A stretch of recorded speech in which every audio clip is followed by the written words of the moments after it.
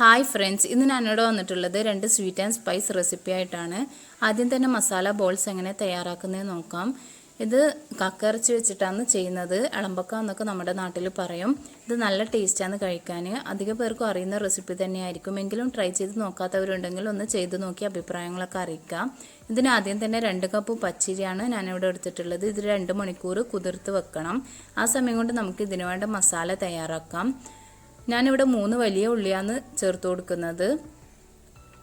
ഇതിലേക്ക് ആവശ്യത്തിന് ഉപ്പ്, 2 ടേബിൾ സ്പൂൺ ഇഞ്ചി വെളുത്തുള്ളി പച്ചമുളക് പേസ്റ്റ്, അതുപോലെ 1/4 ടീസ്പൂൺ മഞ്ഞൾപ്പൊടിയും കൂടെ ചേർത്ത് നന്നായിട്ടൊന്ന് വഴറ്റിയെടുക്കാം. ഇനി ഇതിലേക്ക് കഴുകി വൃത്തിയാക്കി വെച്ച കക്കയിറച്ചി കൂടി ചേർത്ത് നന്നായിട്ടൊന്ന് മിക്സ് ചെയ്തെടുക്കാം.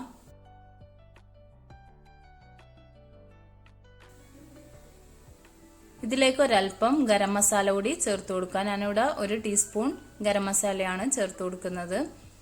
ഇനി ഇത് അടച്ചു വെച്ച് ഒരു 2-3 മിനിറ്റ് ഒന്ന് കുക്ക് ചെയ്തെടുക്കണം.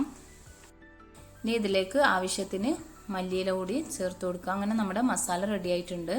ഇനി നേരത്തെ കുതിർത്ത് വെച്ച അരിയിലേക്ക് 1 ടീസ്പൂൺ വലിയ ജീരകം, അതുപോലെ തന്നെ 1 കൈപ്പിടി തേങ്ങയും കൂടി ചേർത്ത് നന്നായിട്ടൊന്ന് അരച്ചെടുക്കാം.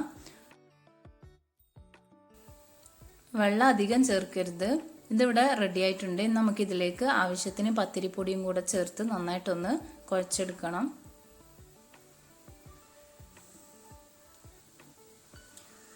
അങ്ങനെ ഇത് കുഴച്ചെടുത്തിട്ടുണ്ട്. ഇനി നമുക്കിതൊന്ന് ബോൾസാക്കി ഒന്ന് പരത്തി കൊടുക്കാം.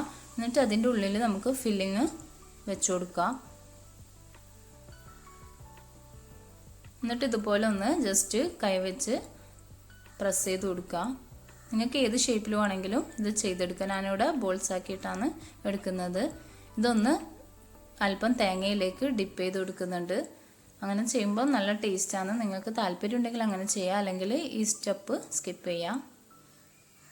ഇതുപോലെ ബാക്കിയുള്ളത് മുഴുവന് ചെയ്തെടുക്കാം. ഇനി നമുക്കിതൊരു 20 മിനിറ്റ് അല്ലെങ്കിൽ ഒരു 25 മിനിറ്റെങ്കിലും കുക്ക് ചെയ്തെടുക്കണം. അങ്ങനെ നമ്മുടെ ടേസ്റ്റി മസാല ബോൾസ് ഇവിടെ റെഡി ആയിട്ടുണ്ട്. നല്ല ടേസ്റ്റാണ് കഴിക്കാൻ. നിങ്ങളെല്ലാവരും ട്രൈ ചെയ്ത് നോക്കണം. ഇനി നമുക്ക് സ്വീറ്റ് അട എങ്ങനെയാണ് തയ്യാറാക്കുന്നത് നോക്കാം. ഇതിന് ആദ്യം തന്നെ 1 കപ്പ് വെള്ളം ചേർത്ത് കൊടുക്കാം. ഇതിലേക്ക് ആവശ്യത്തിന് പഞ്ചസാര, അതുപോലെ തന്നെ ഒരല്പം ഏലക്കാപ്പൊടി കൂടെ ചേർത്ത് കൊടുക്കാം. ഒരു 2 കൈപ്പിടി തേങ്ങയും കൂടെ ചേർത്ത് നന്നായിട്ടൊന്ന് വിളയിച്ചെടുക്കാം. ഇത് ചെറിയ ഫ്ലെയിമിൽ വെച്ചിട്ട് നന്നായിട്ടൊന്ന് വറ്റി വരണം ഈ വെള്ളമൊക്കെ, എന്നാലേ നല്ല ടേസ്റ്റ് ഉണ്ടാവും. തേങ്ങ നന്നായിട്ടൊന്ന് വെന്ത് വരണം. അങ്ങനെ ഇത് ഇവിടെ റെഡി ആയിട്ടുണ്ട്. ഇനി നമുക്ക് നേരത്തെ ബാക്കി വന്ന മാവ് വെച്ചിട്ടാണ് ഇത് ചെയ്യുന്നത്. ഇതിന് സെപ്പറേറ്റ് മാവൊന്നും ആവശ്യമില്ല. ഇനി നമുക്ക് നേരത്തെ ചെയ്തതുപോലെ ഇത് ബോൾസാക്കി ഒന്ന് പരത്തി ഇതിലേക്ക് തേങ്ങ മസാല വെച്ച് കൊടുക്കാം.